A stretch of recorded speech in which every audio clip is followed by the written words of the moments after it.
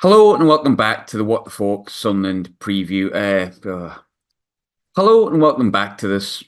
One, two, three. Hello. Hello.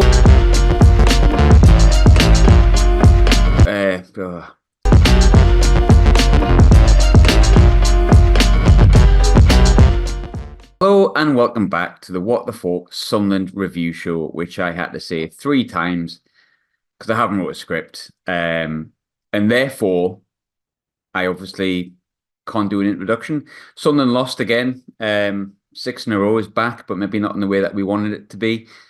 And we're here to chat about it as best as we possibly can, as we always are, as we always will, here in the bad and also here in the good. First and foremost, joining me is Bradley Sharp. Brad, you okay? I am not bad, mate. Just the same as I've felt for the last 5 games, really. Just a bit deflated about it all. Season's dead. Anyone who thinks I've heard a couple of people still mention if we go on a good run, we can still maybe get there. No, that's gone. No. And the saving grace is there's still 8 teams between us and the bottom three, which I think for all of them to go on some sort of mesmerising run, we're safe. So it's just going to be a meh end of the season. But I was just having a look there. What makes me feel even more blah.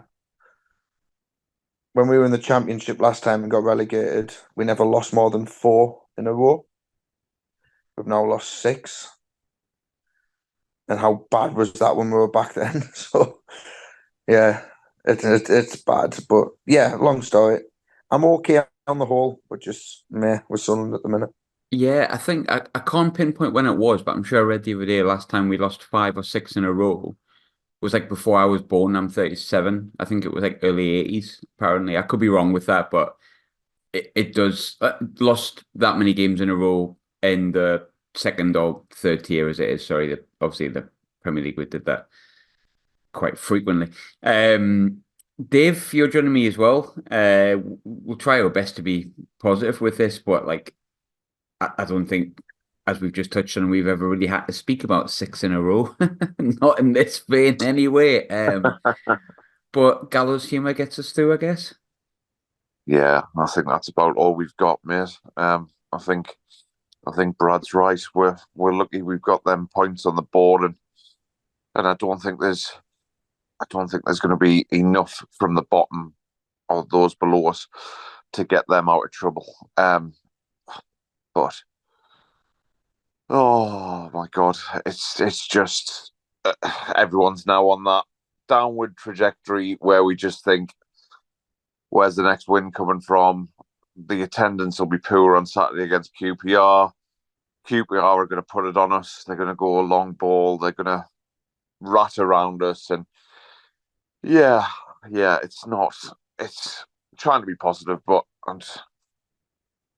it's hard, isn't it? It's hard. Yeah, it really is. And I think it's probably going to be really difficult for any of the podcasts. Go and listen to Sensible Sunderland, by the way. Been listening to that. Very, very good podcast, I must say myself. But I think it's hard for any of the podcasts to sort of, or anyone even commenting on the club to kind of spin anything positive, apart from Dodds' sensational second half on Wednesday. But I just think we'll start with the good, the bad, and the which we normally end with.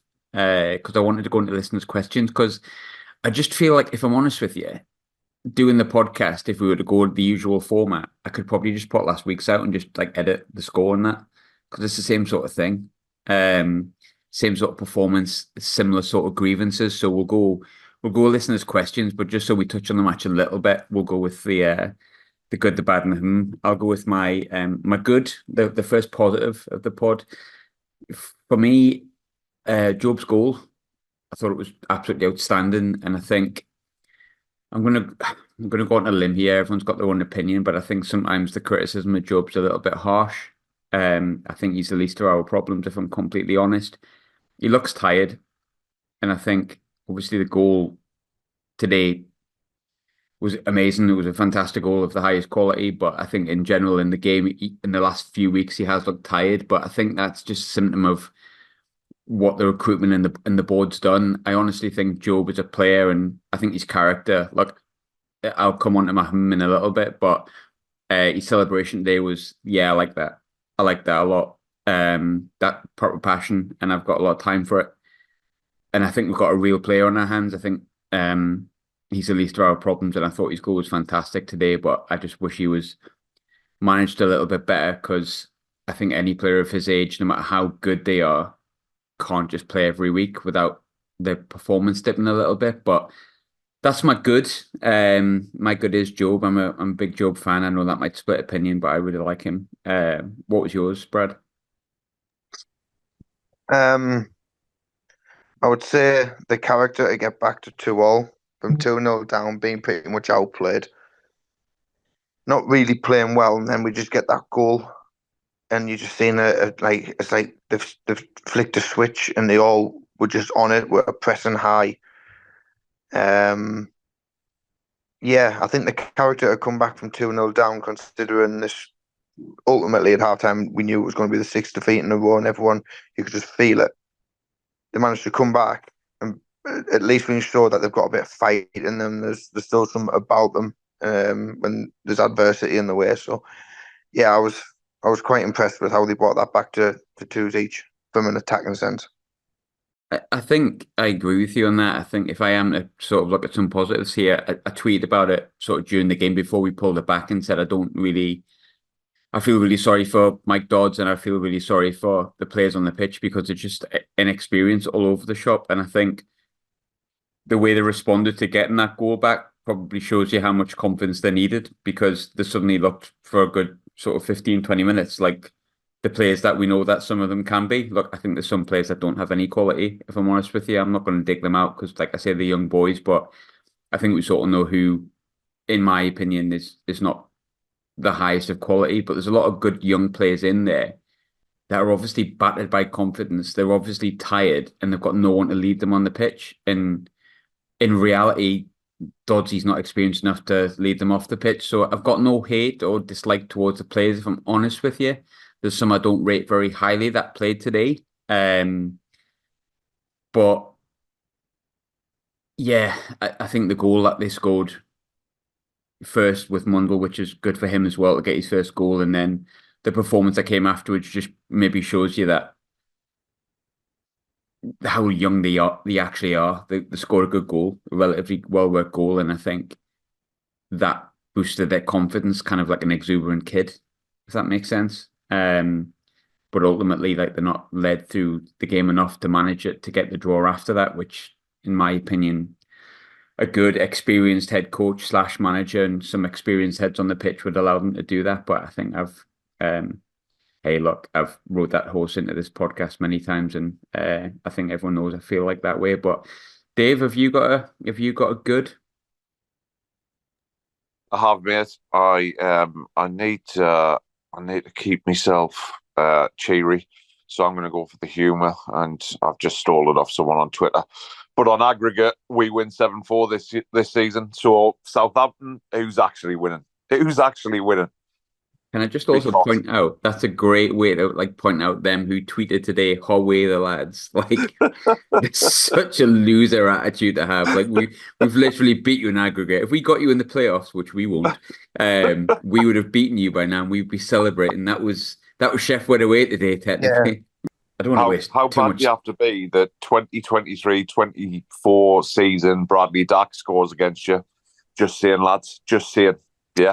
Not that we're bitter in any way, shape, or the form. I just thought, I don't know, I find, like, do you remember when we used to play League One teams and they used to do the Shearer celebration and that? And you'd be like, oh, sure, man. Like, but Southampton doing it, it's like, come on, you win the Premier League last year, man, lads.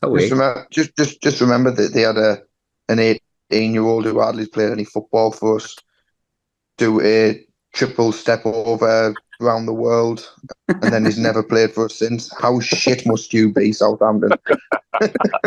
Not that we're bitter at all. Not that we're bitter at all. No, but on a serious note, like, I just grow up. You got your interaction. There you go. There's your engagement done. Well done. Bravo, media man at Southampton. Yeah, absolute loser. My staying with social media. It was a club's tweet about Job's goal. I understand, and look, I work in social media for a football club. I think people know that. So I understand tweeting stuff out. Look, if you've lost your sixth game in a row, don't tweet something like it's something to build on. Just shut up. Put your interviews out and leave it till Monday. I thought the celebration was great. The goal's outstanding. I don't criticize any of the players for that going out, but like, smell the coffee a bit, boys. If we just lost six in a row, you're going to get battered with stuff like that. So just don't do it. That was my. I said it was my actually, it's my bad. Sorry, it's not my it's my bad. Brad, have you got a bad? It's a few to choose from. Bad. I'll stick with Job. What the on earth was he doing for their first goal? It was just, maybe it's not just Job, it was a comedy of errors. So I'll start with the free kick. I don't know what Seal was doing, giving away the free kick. Then, when the referees put that magic spray down, right, he's marked out 10 yards. Then our players decided to step back 5 yards from that line as well, which I don't understand. So we were 15 yards away making a wall. Then they played short, which we could have went and closed down had the wall been a little bit closer. Then the ball's going in Patterson could have came for, albeit he'd have probably flapped and dropped it. I'm just saying that because I'm not a big fan of him at the moment. But then surely someone's got to shout, you don't need to header it, leave it, whatever, because there's literally no one. But there's two of our players there. Then Job headed it back into the box. Their players had an average header straight at Patterson, who flapped it towards the feet of their player who scored. Literally, from the free kick being given, it was. If I wasn't angry, I'd laugh. And yeah, Yeah, it was bad. their first goal is probably one of the worst goals I've ever seen us concede, or that I can think of on the top of my head. Just we had 4 or 5 opportunities to do something about it, and we haven't taken any of them. Out of curiosity and at risk of like just banging the same drum that I've been banging for weeks, Brad, you mentioned that goal, and it was bad. I think Job got a lot of the heat for it, but it was a comedy of errors from the free kick onwards. Like, I'm banging the drum here, but does experience fix that a little bit? You know, a bit of experience in the back line, a bit of someone who's saying, like, communicating. Do you think that goal is evidence of exactly what Sunderland are missing throughout their team? 100%. 100%. Even with, I dare say, even with Luke O'Nien in there, and I know it's his fault he's not in there, he's had the yellow card. But even with someone like him, we don't concede that. Someone with a little bit of nous and been there, done it, we don't concede that. And I'm a little bit disappointed in Trey Hume for that moment as well, because he was literally behind Job and he could have given him a shout. Yeah, just shout. Should never happen. Not at this level. Not at this level. I mean, Sunday League football, I'm guaranteed that'll happen in my team tomorrow morning. And I'll laugh because it's Sunday League. And that's why it is Sunday League. But not at this level of football should goals like that be happening. No chance. No, I do think it comes down to the lack of leaders and the lack of confidence and stuff. But at the same time, I mean, 5 or 6 errors back to back, bit silly. Dave, I'm sure you've got one. I know you're trying to stay positive and happy and all that, but give me your bad. Go on, be a bit sad for a minute. My bad is it's terrible because it is the way that several previous managers have played, and the style of play is absolutely woeful. And it is proven today, whilst you can take the positives out of it, and there is positives. It was a great goal by Job. The negative is that style of play, how we play, is we expect a world-class goal every game in order to win us a game. The style of play is disgusting, and it takes us back to Parkinson. It takes us back to Johnson. Parkinson did it with McGeady. Create a space and expect McGeady to get on his right foot and bend it in the top corner. And it is not a good way of playing football. Statistically, it is not a good way of playing football. And that's probably half the reason why we're in the shit that we're in at the minute. Yeah, and I look at my him is Mike Dodds, if I'm honest with you. I really like him as a bloke, and I don't think it's really his fault. because I think he's been put in a position he really shouldn't have ever had to be in. And I think if the minute they sacked Tony Mowbray or decided to sack Tony Mowbray, if they, for whatever reason, thought that Mike Dodds might have to take charge for the rest of the season, like, don't sack Tony Mowbray at that point. But again, I think we've looked at that point, haven't we, with like, was it the right or wrong decision to sack Tony Mowbray? And obviously I backed it at the time, some of us didn't, but I think with who they replaced him with was the problem and stuff like that. I think it's been their reaction to sacking Tony Mowbray more than just sacking Tony Mowbray, whichever way you line it. The reaction's not been good enough, and it's left an inexperienced man in charge or a bunch of inexperienced players. But my is Mike Dodds, because I don't really see where the next win's coming from. I hope it comes next week, and it's a really good chance to get a win on the board. And I understand, like, Norwich away followed by like Leicester at home and Southampton away is not the easiest of games, although Leicester's only beat Sunderland in the last 4 games because they drew again today. But like, there's a lot of pressure on next week. I think we will need 1 or 2 wins to make sure of being safe, to be honest. But there is pressure next week, because if you get beat of QPR, and that's where my comes in. I'm a bit like, do we need to maybe rush to bring a manager in, bring someone in temporary? A few people mentioned Warnock. No, not for me. I had enough of shits and giggles this season. I don't want any more of it. But like, there is a worry that it just feels like there's no one that can steady the ship. Although I did not mind Dodgy's post-match interview. I thought he spoke a lot of sense in many ways, but a lot more than what he did on Wednesday. But he strikes me as a man that's a bit out of his depth, and that's not his fault. He shouldn't be in the position he's in.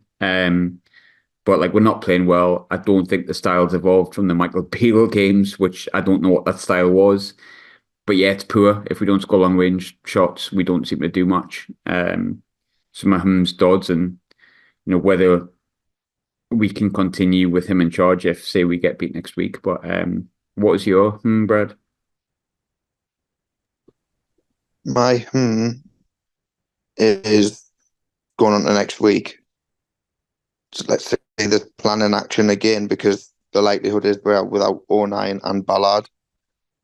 And Trianta's the Hibs to get game time, but Hardly's playing. So our centre-half pairing probably is going to be Jensen, Stilt and Hjelda.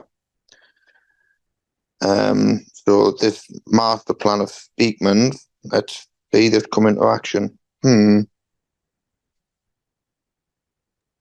Oh, God. I didn't even think about that. Jesus. Well, he was the one that said we didn't need Danny Batth and we had to let him go because it was good for his career. Not the fact that he had a year left on his Sunderland deal. Could have done exactly what he's been doing at Norwich, where if he's called upon, he's a good footballer to bring into your side, and he'd have probably had more game time for us. And I just can't understand like getting rid of players like that just because we can't offer them an extra year on top of the year they've already got. Like, I would let the kill for contract Danny run down. Batth. What's 100 grand, right? Say we got 100 grand for Danny Batth, just going off topic. We get 100 grand for him. Fantastic. He wasn't on mega bucks anyway. What's that 100 grand going to do? Well, it gets Nothing. you close to signing Leo Yelda, because the 1.5 million we paid for him. So it's only 1.4 we paid for him, technically. 12 Danny Batths. I just can't understand how getting 100 grand in for Danny Batth. Just let his contract run down. He's still given 100%. He's a top professional. And then there's the Birmingham game where we had no centre half to play. Neil and Triantis. Granted, we played well that game, but their first goal came from our centre halves not being where they should be. And then O'Nien is now suspended. Ballard's been suspended. Ballard's now looking like he's going to be out with an injury. And we had 2 centre halves and we shipped one of them out on loan. I just don't get it. And as soon as he went down injured, I was like, yeah. Dave, what's your Trey? My is our decisions in very recent memory in the loan market. It's a very big So can I just request now that unless we have someone of the caliber of Patrick Roberts, Jack Clark, or Ahmed Diallo, we just deal with our own environment and we deal with our own players and let them flourish from going from absolutely dire to maybe's average instead of taking other players and developing them from absolutely shite to slightly less shite. So has your tree changed into a, as Brad put it, a Mace Burstow? It's very much a miss. He Burstow. Hey, everyone ah listening, if we can't give you anything else, we'll give you some shit patter. What we're more just do you want? here for I horrendous think, patter and a bit of banter. honestly, when I'm seeing Burstow play for us, what I would give to see Ashley Fletcher pull on the red and white shirt again. God. He's I don't want to How dig bad he is. I don't want to dig a young kid out too much, but he's bad. And it's not like bad as in he does anything particularly bad. He just offers nout. Like Graham, I don't know if we did, but do you remember someone else? I don't know if we signed him permanently or we got him on loan first, but I remember an ex-Chelsea player going back to early 90s and he was absolutely woeful and it's a different position. But do you remember him? The old Welsh fullback? is he called Gareth? Oh, that is Oh, definitely him. He is the worst thing to come out of Chelsea, especially to Sunderland, since since Mason Gareth Hall. Burstow. I Oh reckon I'd God. rather give Gareth Hall a chance up top. I mean, I feel really sorry for the kid because he's obviously not ready for this level in any way, shapes, or the form. But yeah, there's no point in playing him at the minute when Rusin shows at least something. I'm not saying he's next coming of like Ross Stewart or Kevin Phillips, but like at least he has some. But we're going to listeners' questions before we do. Just before we do on Burstow, Mhm. Graham, now that we know that the season's gone, Yeah, right? There's no point in playing him. I would no, much, and I know he's not great, but I'd much rather see him here now get another 7 or 8 games under his belt I and at would. least get this bit of experience and put him and Ruston up front and think, you know what, you're going to be here next season fighting for the shirt. Hopefully, we bring in another couple of strikers, but just play them. Just let them get this exposure and get this experience. The season's gone. What's the Use worst? it. What's the worst Chelsea going to do? Say, oh, if you don't play, we're going to take him back. Okay, I'd put him in the resis if that was the case. yeah, Bring him back quicker. I don't understand. I've defended Dodds quite a bit there, but I kind of understand where any of the managers outside of maybe Tony Mowbray at the start has given. I think that he's the right option ahead of players that we actually own, but that's another thing entirely. Few listeners' questions here, and we've probably gone on the good, the bad, and them too much here because there's so much to on, to be honest. But I'll chuck this one to you, Brad. I think it's a good question. Why does it seem Dodds can't pick a starting 11? It's the fourth consecutive game where we've looked all over the place until he makes substitutions in the second half, which I think is a really valid point. I think it's because we haven't got a stronger starting 11. I think the lads who would make the starting 11, you like, if you're Sergen, Elise, O'Nien was out today, and then it's been Ballard the last couple of games. And you've got Clark and Roberts. They're the lads who would start, and the rest of them are what would make up the bench to come on. So now it's just a matter of, I think, in my opinion, just seeing how they're getting on in training and picking who's performing in training. Because look, if we went out, got beat, which we have in the last 6, then he picks an unchanged team, people will think, what's he doing? So he's trying to change something, which is a bit of credit, but it just looks an absolute mess. Because they're just like 1 week Ball play on the left, and then the next, like, was he on the right? No. 1 week he's on the right, and the next week, like today, he was on the left, and then he'll play in the 10, and then he won't even come off the bench. And there's just no consistency, which is alarming. But it's clear that he doesn't have trust in these players to keep with them, stick with them. It's because the kids and they're still very early in their development, and that was the risk that Speakman took when he brought these in. But now they're being thrust in because we haven't got a choice. Because the players I've named there was at 6 or 7, they make up your starting lineup. And the likes of Job and Ekwa who need to come out, we just haven't got an option to bring them out, really, because we've got that many players that are missing, which it's just like sticking plasters.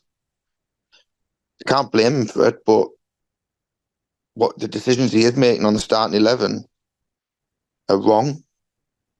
Like, I couldn't tell first half if it was a back three or back four today. It's just been a bit messy lately. And yeah, I just think he's just trying different things.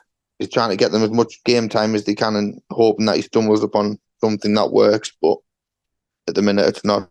And he hasn't got really much of a choice. Nah, I think, yeah, I kind of agree. I think the teams he's picked have been like, they've just made no sense. Like, Callum Styles has played pretty much everywhere in the 3 games he's played. I still don't know what he offers exactly. And then he's kind of done the whole Rusyn on the wing in the first game, Rusyn out the team, Hamir up front, and now Burstow's up front, which is what we've seen happen previously. Just sign a striker that can teach those kids how to put the ball in the back of the net or play Rusyn, like Jesus. Dave, I'll give this one to you because I can't remember if you like publicly said this, but I know that in private when we were chatting about Dodds taking over, I was like, well, okay, like end of the season, I suppose. Like if it gets rid of Beale, we'll go with Dodgy at the end of the season. But you were like a bit unsure about going with Dodgy at the end of the season, not at the expense of keeping Beale, but like just you thought maybe we should bring a manager in there and then to build. I think that's 4 defeats he's had in a row to start with. Tough games, suspensions, stuff like that. I get it, but ultimately not good enough. Somebody's asked, is it time to bring a former manager or an out-of-work manager in to support or even replace Dodds until the end of the season? So not necessarily taking Doddsy out the firing line completely, but maybe bringing someone with a bit of experience alongside of him. I can't think of anyone that might be off the top of my head, but like, is that something we could do? Is there something we need to do, or do we just need to suffer the pain until the end of the season and restart? Yeah, I did say it publicly. Um, I always had a feeling that it was going to turn a little bit toxic because it's just that word, isn't it? Experience. No matter where you look within the club, it's a lack of experience. It's a lack of understanding, and it's just infuriating, really. I don't think it would do any harm. I think at the time, I think at the time that Mowbray was sacked, and I understand the reasons behind it. There was maybe warning signs. There was that was the time to go out and approach somebody who would have given us a chance. We were 1 point outside the playoffs. We weren't on a good run of form, but we were 1 point outside the playoffs, and it's all hindsight. But at the time, we needed someone who can get something out of what you've got to work with. It's part and parcel of football. And yes, every now and again, you get an unlucky season where you've got extra suspensions, extra injuries. It does happen. But Dodds is just a fish out of water. And I do remember those 2 games in League One, and I haven't been able to forget them. And I just saw this coming a mile off. I thought his tactics against Leeds when we won 1-0 were that negative. And yes, we won 1-0. You can't complain. We did have something about us. But is it because, and I don't know the starting lineup off the top of my head, but we did have that extra quality of Jack Clark, Patrick Roberts. They are players who will get you out of a hole. Pritchard. Right from the start, that Leeds game was Pritchard. He was like your furthest forward. And like if you watch that game back with Pritch, he's the one that like tells the team when to drop. He's the one that tells them when to press forward. A lot of that like defensive work was led by Pritchard in that game. I remember it at the time.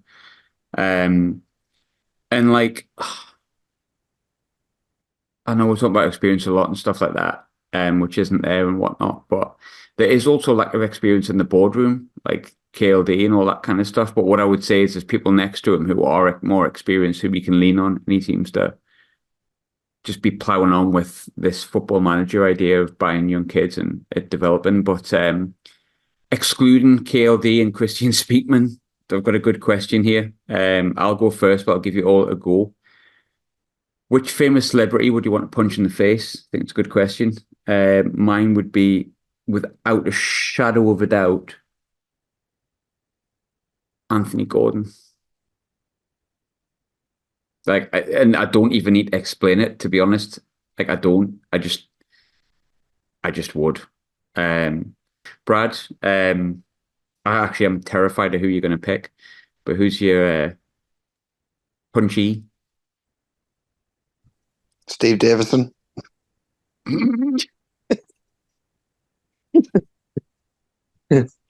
Oh, I'm turning to Steve Davison, number one hater. Yeah. But celebrity. Do I have to stay in football or just celebrity? Just celeb. Keep it PC, but I think, Celeb. I used to like my Stopes. So I'd say Richard. Is it Richard Hillman in Coronation Street? Tricky Dicky. Oh, don't mind. Was that the one that got with Gale? And Gale then, and drove him into the river. aye. I'm going back in time here, but I hated him. Did you? I hated him. Oh, he's good TV, I thought. I thought he was quite decent. Dave, I'm turning into a Coronation Street super fan of Pat Phelan when he was on a few years ago. The Scouse. I used to love me Coronation Street. I think I'll stick with Steve Davison. James Corden's got to have a shout in there somewhere. But Dave, where would your punch land? If we're going for celebs, that rules out Ross Black, unfortunately. So he won't be listening to this. He's at his Ma's 50th. Your stepmad's 50th. There's something wrong with the water, so he won't be able to listen to it on the internet anyway. That's tricky. That.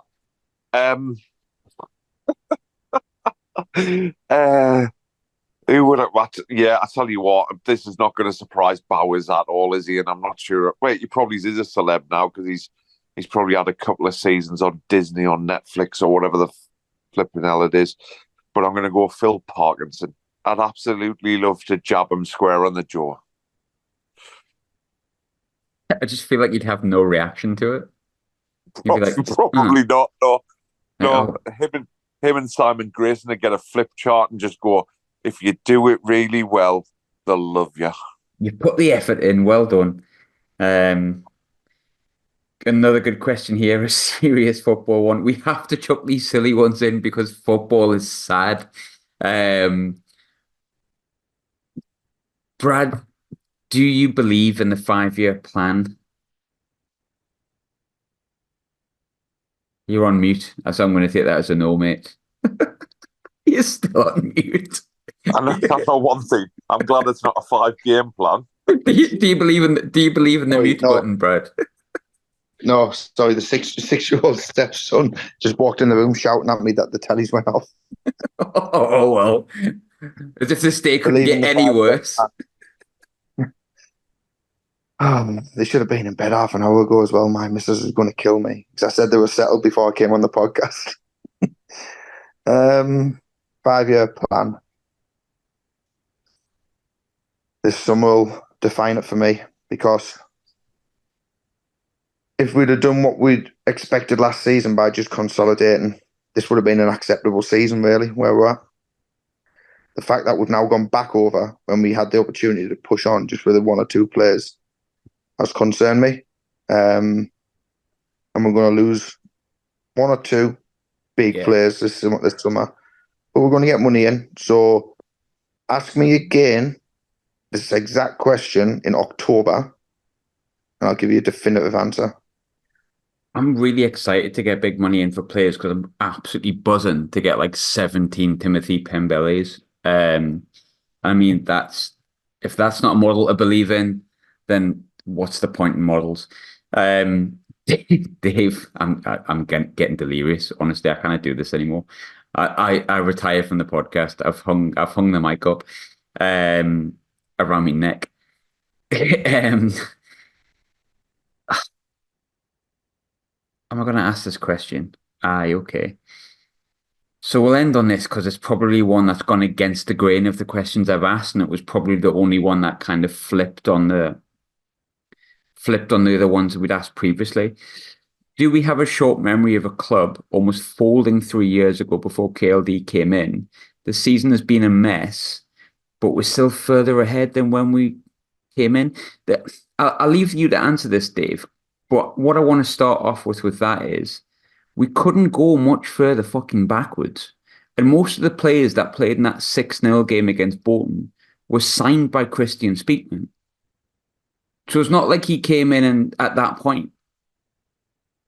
Like, yeah, he improved certain parts and he's brought in some pretty decent players. But it doesn't matter what he's done in the past. It matters what he's done now in the last 3 windows. Not really been good enough. And in regards to do I believe in the 5-year plan? It depends if Amad Diallo's in it, because I believe in Amad Diallo. So by proxy, I would technically believe in any 5-year plan with him in. But I don't think it's going to happen. Dave, I've answered that question. Sorry, I'm going to ask you something else. Which famous celebrity would... Oh, no, I've asked that. Name a good player you feel like we've signed in the past 3 windows. Well, it says average player, but I mean, there's a few average ones you could pick. Which player do you think... I'll change it. Without taking loans into account, the last 3 windows, which player do you think has maybe improved the squad? I don't like how many eggs we put in the same basket with him, but I definitely think there is a gem there with Job. Yeah, me I think too. he deserves a mention. I think there is definitely a player there, and there shouldn't be as much expectation on him. I don't think there is that much expectation from the fan base, but what this obsession is from the club, I'm not quite sure, and I think it's actually bordering on unhealthy, because he had a great start. He then kind of got lost, whether that's through tactics, whether that's through a lack of experience guiding him on the pitch and off the pitch. And having 3 managers in one season. Yeah, exactly. I think goes for all of them in some ways, but any player regressing is it's not been helped by the mess that the club has self-inflicted on itself. It's not like this is a mess of no one could have helped. Yeah, exactly. So yeah, for me, I think Job will be stand out eventually, and it's unfortunate for us, because when he does get to that stage, unfortunately, a Borussia Dortmund's going to come along and spend 35 million and take him off our hands. But I definitely think, and he's shown it in glimpses. I think he's a very good player, to be honest. I think I'm really surprised he didn't say someone like Leo Yelda. I honestly thought that'd be the one. But that's all we've got time for from podcast, if I'm honest with you, that I just couldn't be asked to do. But we're always going to be here, aren't we? Just like on a podcast, the same as you are fans. Like, unfortunately, we've kind of signed up for this. But lads, thanks for joining, as always. And I hope that everyone who's taken the time to listen to it, and I wouldn't blame you if you didn't, has enjoyed it as well. Keep the faith, I guess. Kind of the last thing I'll leave it with, I guess. I can't wait for the international break. Well, I like international football. I mean, if ever there was pessimism, actually hoping for an international break. I hope Malta's playing.